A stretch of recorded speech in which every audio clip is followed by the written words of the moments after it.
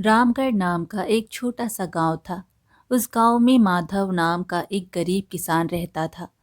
माधव के परिवार में उसके अलावा उसकी पत्नी सविता और एक बेटा जिसका नाम था कृष्णा।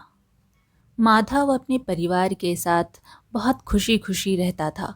माधव के पास गांव में अपनी एक ज़मीन थी, जहां पर खेती करके वह अपने घर का पालन पोषण करता था।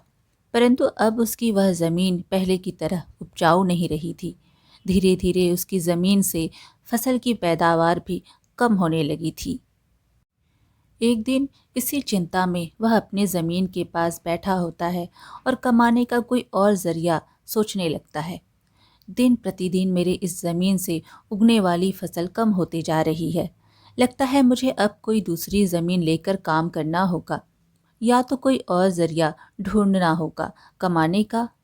पर अब मैं इस ज़मीन के भरोसे नहीं रह सकता हूँ।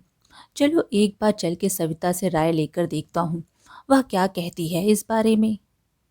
माधव तुरंत खेत से अपने घर की तरफ चल पड़ता है। घर पहुंचकर वह सबसे पहले अपनी पत्नी सविता को आवाज लगाता है। सविता, जरा यहाँ आना, तो तुमसे एक जरूरी बात करनी है। माधव की आवाज सुनकर सविता वहां आ जाती है। बोलिए, आपने मुझे बुलाया क्या? हाँ सविता, मुझे तुमसे एक ज़रूरी विषय पर बात करनी है और तुम्हारी राय जाननी है। हाँ बोलिए, क्या बात है? सविता, तुम तो जानती हो हमारी ज़मीन अब पहले की तरह इतनी उपजाऊ नहीं रही है, और अगर मैं ज़्यादा खाद वगैरह डालने की कोशिश करूँगा तो कहीं उसकी मिट्टी और ख़राब ना हो जाए। इसलिए सोच रहा हूँ कि कुछ समय के लिए उस ज़मीन पर खेती करना छोड़ दूँ। हर साल थोड़ी थोड़ी खाद उसमें डालता रहूँगा, जिससे कुछ सालों बाद वह पहले की तरह उपजाऊ हो जाएगी। फिर उसमें खेती करना शुरू कर दूँगा। माधव की बात सुन सविता बोली, हाँ ये ठीक रहेगा। इससे आपकी ज़मीन भी सही रहेगी और उसमें उगने वाली फसल भी। माधव बोला, हाँ, पर तब तक मैं क्या करूं, क्योंकि मेरे पास दूसरी तो कोई ज़मीन नहीं है। तो घर का खर्च चलाने और कृष्णा की पढ़ाई के लिए कहाँ से पैसे जुटा पाऊंगा। आप एक काम क्यों नहीं करते, एक बार जाकर गांव के जमींदार काका से मिल लीजिए। वो तो बहुत अच्छे हैं और नेक दिल हैं। वो आपकी ज़रूर कोई मदद करेंगे। हाँ सविता, यह ठीक रहेगा, क्योंकि काका अगर कोई नया काम भी करने बोलेंगे तो वो उसमें भी मदद कर देंगे। ठीक है सविता, तो मैं कल सुबह सुबह ही काका से मिलने उनके घर चला जाऊंगा। अगली सुबह माधव जमींदार से मिलने उसके घर के लिए चल पड़ता है। जमींदार के घर पहुंचकर वहां जमींदार को आवाज लगाता है। काका, क्या आप घर पर हो? माधव की आवाज सुनकर जमींदार बाहर आता है। अरे आओ माधव बेटा, बोलो क्या हुआ, कुछ काम था क्या? हाँ काका, आपकी एक मदद चाहिए थी। हाँ बोलो ना बेटा। बेटा, मैं किस प्रकार तुम्हारी मदद कर सकता हूँ? माधव फटाफट से जमींदार को अपने खेत की हालत बता देता है। तो इसमें परेशान क्या होना बेटा। काका, मेरे पास एक ही ज़मीन है जिस पर खेती कर मैं अपने घर का खर्च चलाता हूँ, और मैंने आज तक खेती के अलावा कोई दूसरा काम भी किया नहीं है। तो अब यही नहीं समझ आ रहा मैं क्या करूं। जमींदार काका ने कहा, बेटा, खेती के अलावा दूसरा काम क्यों करना।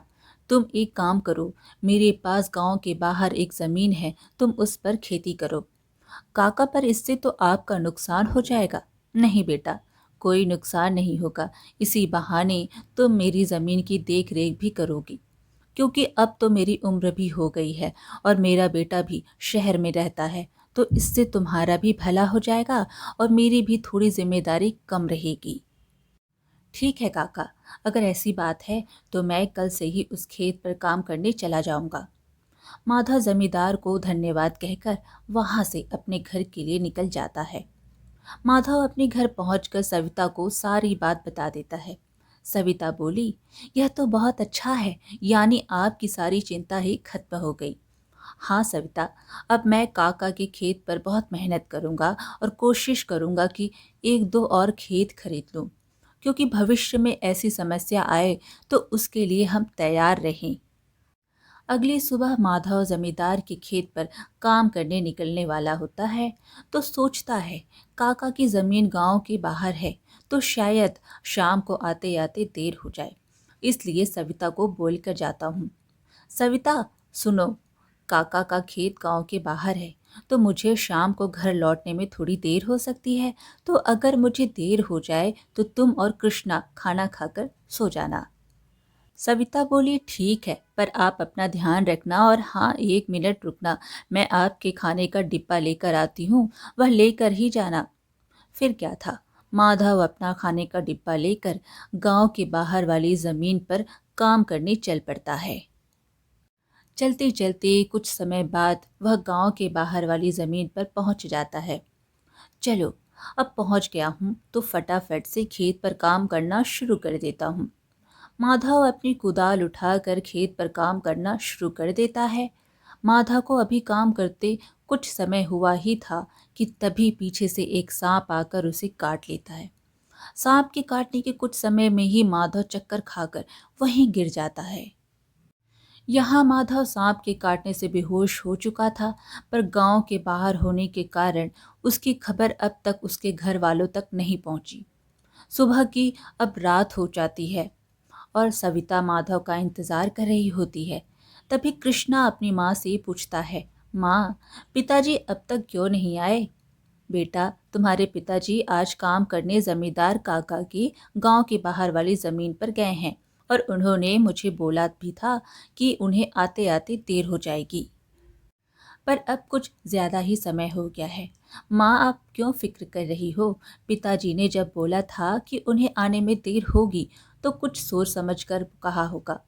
एक काम कीजिए, आप जाकर सो जाइए। कृष्णा की बात सुनकर सविता अपने कमरे में सोने के लिए चली जाती है। अगली सुबह भी जब सविता देखती है कि माधव अब तक घर नहीं आया तो परेशान होकर वह सीधा जमींदार से मिलने उसके घर की ओर चली जाती है। सविता जमींदार के घर पहुंचकर उनसे माधव के बारे में पूछने लगती है। नमस्ते जमींदार काका। नमस्ते बेटी, बताओ कैसे आना हुआ? काका, माधव कल आपके गांव के बाहर वाले खेत में काम करने गए थे, पर अब तक घर नहीं आए हैं। क्या कहा बेटी? माधव कल गया था और अब तक घर नहीं आया? हाँ काका, उन्होंने मुझे कहा था कि खेत गांव के बाहर है तो आते आते रात हो जाएगी, पर अब तो रात की सुबह हो गई, पर वो अब तक नहीं आए हैं। चिंता मत करो बेटी, मुझे थोड़ा समय दो, मैं अभी किसी को भेज कर पता लगाता हूँ कि माधव कहाँ है। जमींदार तुरंत अपने घर में काम करने वाले भोला को माधव को देखने अपने खेत पर भेजता है। कुछ समय के बाद भोला जमींदार के खेत पर पहुंच जाता है और वहां का दृश्य देखकर वह परेशान हो जाता है। यह क्या, माधव का तो पूरा शरीर नीला पड़ चुका है। मुझे लगता है इसे किसी सांप ने काटा है। मुझे तुरंत जमींदार जी को यह बात बतानी पड़ेगी। भोला वहां से भागते भागते जमींदार के घर के लिए निकल जाता है। भोला जैसे ही जमींदार के घर पहुंचता है, उसके कुछ कहने से पहले ही जमींदार उससे पूछने लगता है, क्या हुआ भोला बेटा, तुम इतना दौड़ते हुए क्यों आए और क्या तुम्हें माधव मिला? भोला जमींदार को सारी बात बता देता है जो उसने खेत में देखी थी। भोला जब जमींदार को सारी बात बता रहा होता है, तभी वहां पास में खड़ी सविता भी सारी बात सुन लेती है और रोने लगती है। जमींदार भोला को कहता है, भोला, तुम सबसे पहले वैद्य जी को लेकर वहां पहुंचो, मैं सविता बेटी को लेकर वहां आता हूँ। भोला को वैद्य जी के पास भेजने के बाद जमींदार सविता को समझाने लगता है, सविता बेटी, पहले तो तुम रोना बंद करो और जल्दी से मेरे साथ चलो, क्योंकि तुम्हारे रोने से माधव ठीक नहीं होगा। फिर जमींदार सविता को लेकर माधव को देखने उसके खेत की तरफ निकल जाता है और भोला वैद्य जी को लेने दूसरी तरफ निकल जाता है। जमींदार और सविता जब वहां पहुंचे तो उन्होंने देखा माधव बेहोश हालत में खेत में गिरा था और उसका पूरा शरीर नीला पड़ चुका था। सविता माधव के पास बैठकर रोने लगती है। तभी वहां वैद्य जी आ जाते हैं। वैद्य जी के आते ही सविता वहां से हट जाती है और वैद्य जी माधव की हालत का जायजा लेने लगते हैं। तभी जमींदार बोला, क्या हुआ वैद्य जी, अब कैसी है माधव की हालत? वैद्य ने कहा, देखिए जमींदार जी, मैं आपको झूठ बोलकर अंधेरे में नहीं रखना चाहता हूँ, पर माधव की हालत बहुत खराब है। वैसे तो मैंने उसे जहर को काटने वाली औषधि दे दी है, परंतु जहर माधव के अंदर कुछ ज्यादा समय तक रह गया है, जिस कारण वह प्रगाढ़ बेहोशी के हालत में चला गया है। प्रगाढ़ बेहोशी, यह क्या होता है वैद्य जी? प्रगाढ़ बेहोशी के हालत में व्यक्ति जीवित तो होता है, परंतु उसके बदन के हिस्से में हलचल नहीं होती, और यह अब कब तक होश में आएगा यह भी नहीं कह सकते हैं। वैद्य जी, तो अब हम क्या करें? लेकिन जमींदार जी, अभी के लिए मैं कुछ दवाइयाँ दे रहा हूँ, उसे समय समय पर पानी में मिला कर देना, बाकी तो सब ऊपर वाले के भरोसे है। वैद्य जी माधव की हालत का जायजा लेकर और दवा देकर वहां से चले गए। फिर कुछ गांव वाले माधव को लाकर उसको उसके घर के बिस्तर पर सुला देते हैं।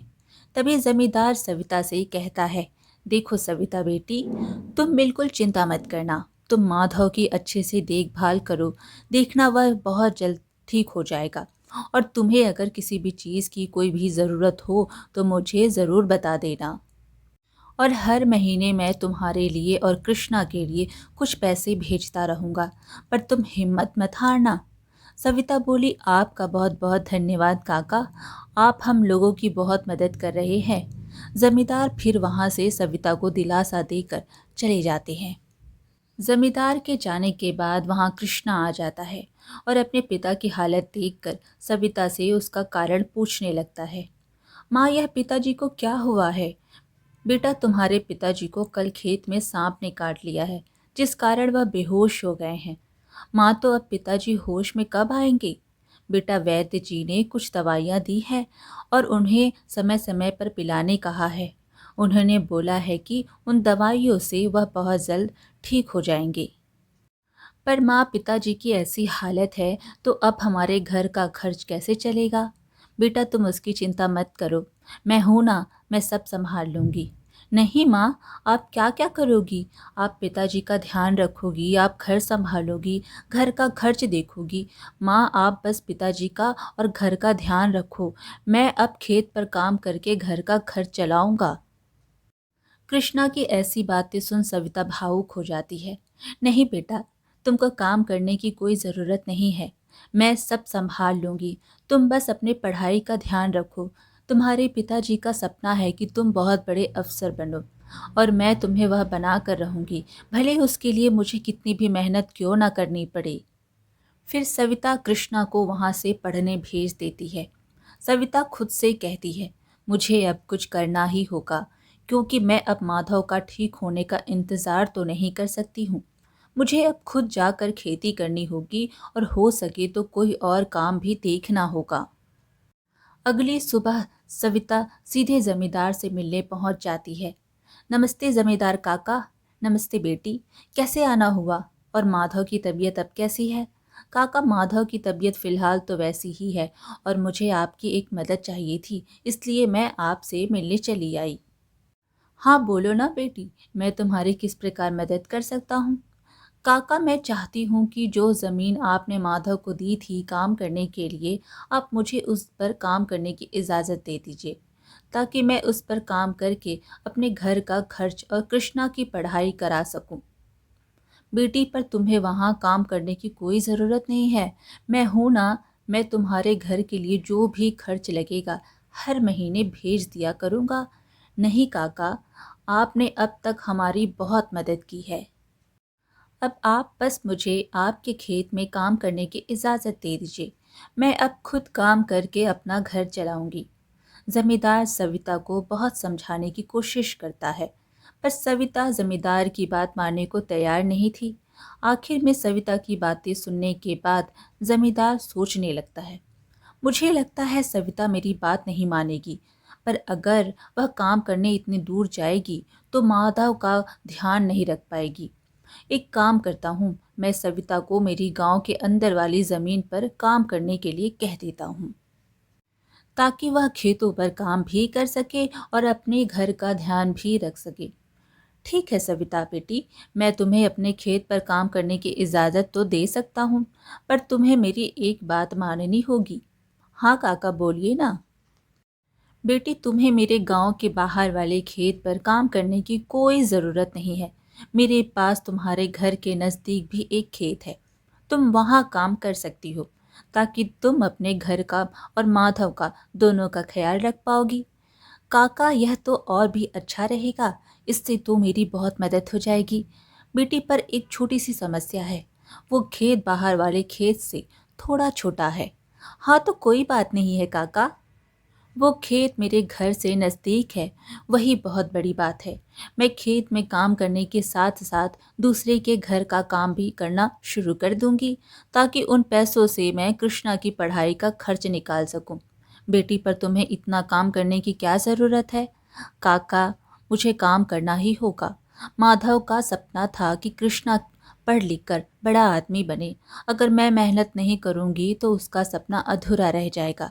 कृष्णा की पढ़ाई के लिए और घर चलाने के लिए मुझे हर हाल में यह जिम्मेदारी उठानी पड़ेगी। जमींदार सविता के संकल्प और साहस से भावुक हो जाते हैं। ठीक है बेटी, तुम्हारी मेहनत देखकर मुझे पूरा भरोसा है कि तुम जरूर सफल होगी। मैं तुम्हारी हर संभव मदद करूंगा। तुम कड़ी मेहनत करो, भगवान भी तुम्हारे साथ हैं। सविता ने जमींदार के गांव के अंदर वाले खेत पर काम करना शुरू कर दिया। वह सुबह खेत पर काम करती और दोपहर के बाद गांव के घरों में साफ सफाई और खाना बनाने जैसे छोटे मोटे काम करने जाती। धीरे धीरे सविता की मेहनत रंग लाने लगी। खेत में अच्छी फसल हुई, जिससे उसका घर चलने लगा, और जो पैसे वह दूसरों के घरों में काम करके कमाती थी, वह कृष्णा की पढ़ाई में खर्च करने लगी। एक दिन सविता कृष्णा से बोली, बेटा, मैं चाहती हूँ कि तुम मन लगाकर पढ़ाई करो। तुम्हारे पिताजी का सपना है कि तुम अफसर बनो। मैं तुम्हारे लिए हर मुश्किल को पार कर लूंगी। कृष्णा बोला, माँ, मैं कड़ी मेहनत करूंगा। एक दिन मैं पिताजी का सपना पूरा करके दिखाऊंगा। सविता की मेहनत और त्याग से गांव के लोग भी प्रेरणा लेने लगे। उन्होंने देखा कि कैसे एक माँ अब अपने परिवार के लिए हर कठिनाई का सामना कर रही है। इसी बीच माधव की हालत धीरे धीरे सुधरने लगी। वैद्य जी की दवाओं और सविता की देखभाल ने जहर का असर कम कर दिया। एक दिन अचानक माधव को होश आ गया। माधव को होश में आते देख सविता बहुत खुश हो गई। हे भगवान, आप होश में आ गए। भगवान ने मेरी मेहनत और दुआएं सुन ली। तभी माधव बोला, सविता, मैंने तुम्हें और कृष्णा को बहुत परेशान किया। सविता बोली, नहीं नहीं, आप हमारी ताकत हैं। जब तक आप ठीक हो रहे थे, मैंने हर जिम्मेदारी संभाली, और देखो, अब सब कुछ ठीक हो रहा है। माधव धीरे धीरे पूरी तरह ठीक हो गया। उसने सविता की मेहनत और त्याग देखकर प्रण लिया कि अब वह उसके साथ कंधे से कंधा मिलाकर परिवार को आगे बढ़ाएगा। कृष्णा की पढ़ाई भी सफलतापूर्वक चलती रही, और कुछ सालों बाद वह एक बड़ा अफसर बन गया। माँ, पिताजी, मैं आज जो कुछ भी हूँ वह आपकी मेहनत और त्याग के कारण हूँ। नहीं बेटा, यह सब तुम्हारी माँ का बलिदान है। उसने हमारे परिवार को बचाने के लिए हर मुश्किल का सामना किया। सविता का त्याग और माधव का साथ, दोनों ने मिलकर एक नई मिसाल कायम की। गांव वाले अब भी उनकी इस कहानी को आने वाली पीढ़ियों को प्रेरणा के रूप में सुनाते हैं। इस तरह माँ का त्याग की यह कहानी हमें सिखाती है कि एक माँ का समर्पण किसी भी चुनौती को पार कर सकता है और अपने परिवार को जोड़कर रखता है। आज की कहानी यहीं पर समाप्त हुई। फिर मिलेंगे एक और कहानी के साथ। कहानी पसंद आए तो लाइक शेयर ज़रूर करें, और चैनल को सब्सक्राइब करना बिल्कुल ना भूलें। धन्यवाद।